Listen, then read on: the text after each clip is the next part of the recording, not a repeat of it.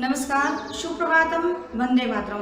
प्रातःकालीन इस मंगल वेला में माँ शारदे को शत शत नमन करते हुए प्यारे बच्चों, रुचिरा पाठ्य पुस्तक भाग तृतीय के 10th पाठ नीति नवनीतम में आप सभी बच्चों का ऑनलाइन क्लास में हार्दिक स्वागत एवं अभिनंदन करती हूँ।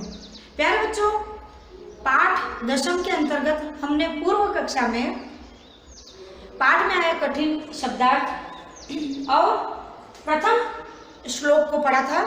आइए आज आप और हम सब पढ़ते हैं शेष श्लोक को। प्रथम श्लोक था नीति नवनीतम में आपको बड़े बुजुर्गों की सेवा करनी है, उनका सम्मान करना है और सम्मान और सेवा को करते हुए आपको 4 बड़े हथियार आपके जीवन के यश, बल, आयु और विद्या को प्राप्त करना है। जब तक आप बड़े बुजुर्गों का, बड़ों का आज्ञा का पालन नहीं करोगे, आदर सत्कार नहीं करोगे, सम्मान नहीं करोगे, सेवा नहीं करोगे, तब तक आपको इन 3-4 जो चीज़ है, यश, आयु, बल और बुद्धि यानी विद्या, आपको प्राप्त नहीं होगी। आइए बच्चों, नीति नवनीतम का जो दूसरा श्लोक है उसका वाचन करते हैं।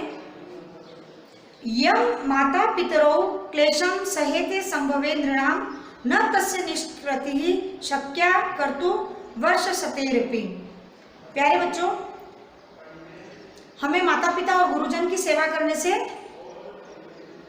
एक तो प्रसन्नता तो मिलती है, साथ ही हमें 4 चीजों का जो बहुत बड़ी हमारे जीवन के लिए मायने रखती है उनकी प्राप्ति भी होती है। और साथ ही हमारे जो माता पिता हैं, जन्म से लेकर के माता अपनी कोख से लेकर के आपको बड़ा करने तक, पालन पोषण करने तक कितने कष्टों को, कितने दुखों को सहन करती हैं। हमें उनके माता पिता को अपने परवरिश में किए हुए जो कष्ट हैं, जो अपने लिए उन्होंने जो त्याग किया है, अपने सुखों की आहुतियाँ दिए, बलिदान दिया है, उनको हमें जीवन में कभी भी भूलना नहीं चाहिए। हमेशा हमारे जीवन में उनको ध्यान में रखते हुए आगे बढ़ते रहना चाहिए। जब हम उनके द्वारा जो हमारे पे जो उन्होंने अपना पुनीत कर्तव्य निभाया है, जब उनका समय आएगा और अपना समय आएगा, तब उनको हमें अधिकार पूर्वक हमारे जो पुनीत कर्तव्य है, हमारे दायित्व है, बड़ों बुजुर्गों और माता पिता के प्रति उनका निर्वहन करना नितांत आवश्यक है। तभी आपको यश, आयु, बल और विद्या की प्राप्ति होगी। नीति नवनीतम के तीसरे दोहे में चलते हैं प्यारे बच्चों। तयोर नित्यं प्रियं कुर्यादाचार्यस्य च सर्वदा तेष्वेव त्रिषु तुष्टेषु तपः सर्व समाप्यते। बार बार कहते हैं प्यारे बच्चों, और आपके हर पाठ में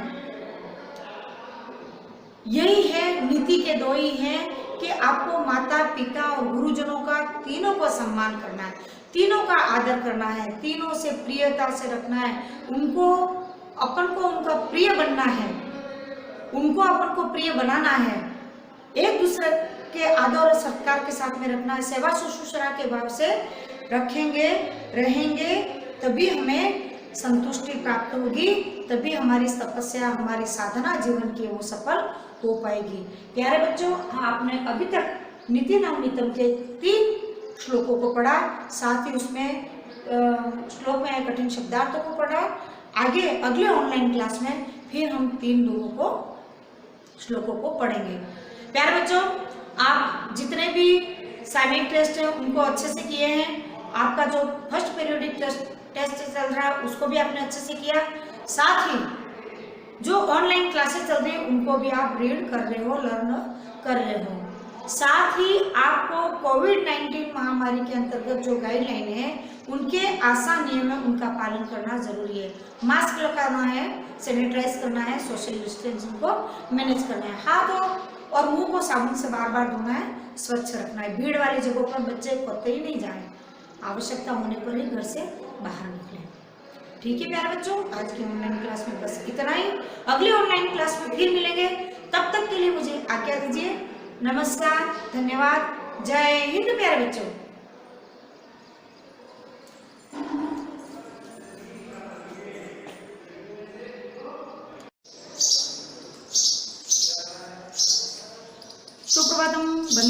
प्रणाम नमस्कार। प्रातःकालीन इस मंगल वेला में मां शारदे को शत शत नमन करते हुए रुचिरा पाठ्य पुस्तक भाग तृतीय के दशम पाठ नीति नव नितम में प्यारे बच्चों आप सभी का हार्दिक स्वागत एवं अभिनंदन करती हूँ।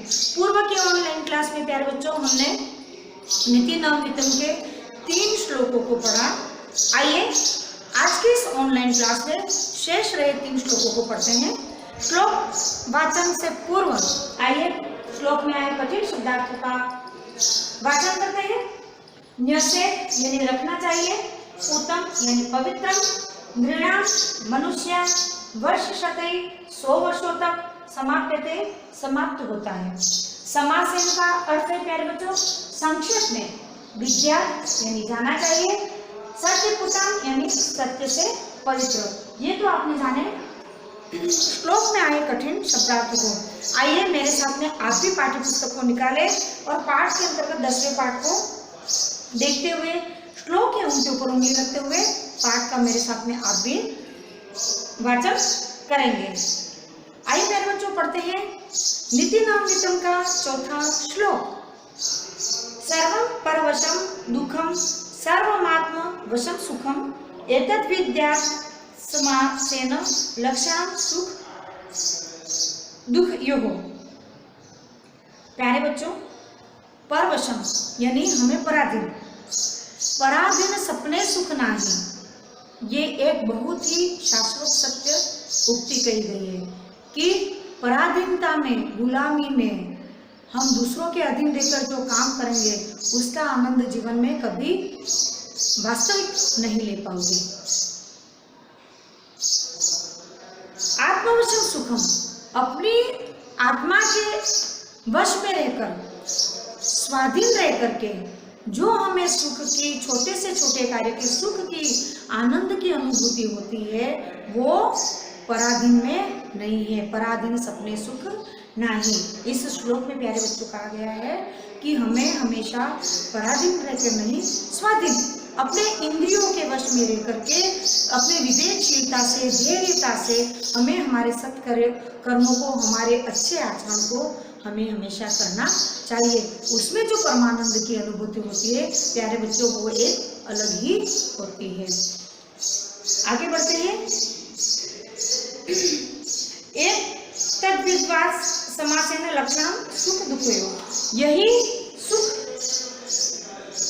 दुख का संक्षेप में जीवन का लक्ष्य है, लक्षण है स्वाधीन और पराधीन। हमें हमेशा पराधीन में नहीं स्वाधीनता में रह करके हमारे सुख दुख के कार्य को हमेशा करना चाहिए, उसी में हमें आनंद की अनुभूति होती है। आगे बढ़ते हैं प्यारे बच्चों। यत् कर्म कुर्वतो अस्मिन् स्यात् परिश्रुतो अंतरात्मनः तत् प्रयत्नेन कुर्वीत विपरीतं तु वर्जयेत्। यहाँ पर इस श्लोक के अंतर्गत ये कहा गया है कि जिस कार्य को करने से हमें आत्मसंतुष्टि प्राप्त होती है वही कार्य हमें करना चाहिए। अक्सर आपने कभी कभी आपके माता पिता को पूछना, आप भी बड़े होंगे, आप में भी वो विवेकशीलता जागृत होगी, तब कभी आपका जो हृदय आपका मन है, एक मन कहेगा ये काम करूं कि नहीं करूं, एक मन कहेगा अरे यार हमें ये काम नहीं करना चाहिए। आपका मन 2 भागों में बढ़ता है, करना चाहिए काम या नहीं करना चाहिए। पर जिस कार्य को करने से आपको आत्मा की संतुष्टि प्रदान होती है, आपको अलौकिक आनंद की अनुभूति होती है, वो कार्य आपको सदैव करना चाहिए। जिस कार्य को करने से परहित होता है, दूसरों की भलाई होती है, दूसरों का हित होता है, उस काम को करने से प्यारे बच्चों हमें जीवन में सदैव आनंद की अनुभूति प्राप्त होती है और हमारा जीवन समर्पित जीवन कहलाता है। इसलिए हमेशा जिस कार्य को करने से तुम्हें संतुष्टि प्रदान होती है वो कार्य तुम्हें करना चाहिए, और जिस कार्य करने से तुम्हें आत्मा की संतुष्टि प्राप्ति नहीं होती है, अरे यार मेरे ये काम करने से हो सकता है उसको तकलीफ हो, उसका बहुत बड़ा नुकसान हो जाएगा, यदि इस प्रकार की विवेकशीलता आप में आ जाती है तो प्यारे बच्चों ये काम कभी नहीं करना चाहिए जो दूसरों के दुख, अपना किया हुआ कार्य दूसरों के लिए दुख का कारण बन जाता है। तो हमेशा नीति की दोहे हमें सत्कर्म, सद आचरण, सदव्यवहार करने की ही सीख देते हैं। दृष्टिपूतस्य तात वस्त्रपूतं जलम पिबेत, सत्यपूतं वचनम मनःपूतं समाचरेत। प्यारे बच्चों, यहाँ हमेशा ये कहा गया कि हमेशा अंतिम नीति नवनीतम के अंतिम श्लोक में कहा गया, हमें हमारी जो दृष्टिकोण है हृदय से, हमारी